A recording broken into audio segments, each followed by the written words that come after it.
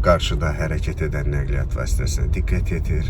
Bax, görsən, hər kəs üçün problem yaratdı və onunla da dincəlməyəcək. Bax, nə dönmə siqnalını yandırır.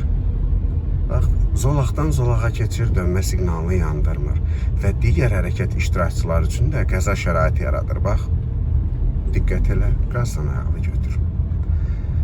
Sonra qınanırıq ki, niyə çəkirsiniz, paylaşırsınız? Bu kimi sürücülərə görə şəhər yolları bu gündədir və sürücüsü də bəydir. Hansı bəylərdəndir bilirsən? Xanım sürücüləri bəyənməyən bəylərdən. Ki, qadınlar maşın sürə bilmir. Onun da məqsədi üçüncü zolaq yaratmaq idi. Yəni, harada boşluq var, ora girmək idi. İndi öz aləmində, indi keçdi sağ zolağa.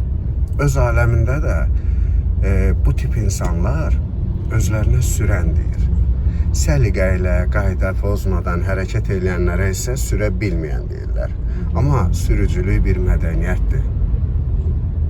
Yəni, hər kəsin kimliyi sürdüyü maşının gedişindən bəllidir. Artıq o maşının gedişinə baxanda sən bilirsən o maşını idarə edən hansı dünyanın insanıdır. İndi bu halların baş verməməsi üçün onun o, belə deyim də, kobud qayda pozmasına şərait yaradan da digər hərəkət iştirakçılardır. Niyə? Əyləci bıraq, biraz sağa çəkil. Çəkil, çəkil Aygül. Bax, biz öz zolağımızın sağı ilə gedəcəyimiz təqdirdə iki zolaqdan ibarət yoldur da, bu düzdür. Solumuzda hərəkət edən nəqliyyat vasitəsi ki var, bax bu yük avtomobili, qazdan ayağını götür bizim. Çevril, bax sola.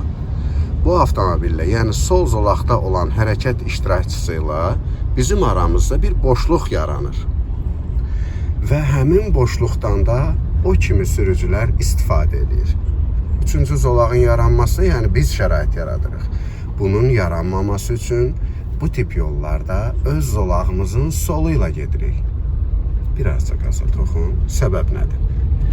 Birinci səbəb odur ki, üçüncü zolağın qarşısını, üçüncü zolağın yaranmasının qarşısını alırıq ki, o cür mədəniyyətsiz sürücülər bizə və digər hərəkət iştirakçılarına maneçilik yarada bilməsin.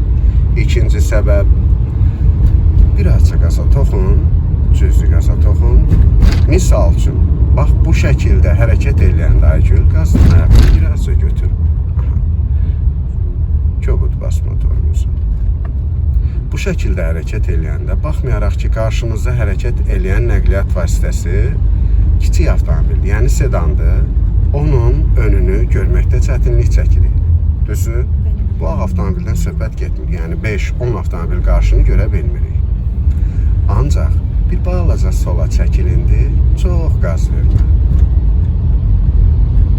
Bu şəkildə gedəndə isə sən qarşındakı avtomobilin də qarşısını görürsən. Çünki sürücü olaraq sən axı sol tərəfdə əyləşmirsən. Aydındır?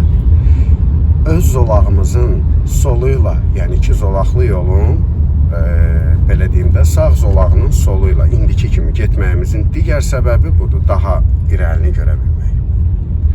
Başqa bir səbəb, sağımızı, yəni sağımızda olan bu boşluq ki var, bu boşluğu moped, motosikletlərin ötüb keçməsi üçün boş saxlayırıq. Cüzdü qaza toxunaq. Digər bir səbəbi isə sol zolaqda hərəkət eləyən nəqliyyat vasitəsi hər hansısa bir səbəbdən dolayı sükanı anidən sağa, yəni bizim üzərimizə çəkərsə, olur bəzən çuxura görə kəskin hərəkətlər eləyirlər və yaxud da hər hansısa bir heyvan çıxır qarşısına, pişik çıxır. Onun üçün kəskin hərəkətlər eləyə bilir bəzən sürücülər, özündən asılı olmadan. Belə olan halda bizim də sağımızda kifayət qədər boş ərazi var idi sağa çəkilmək üçün. Aydın oldu?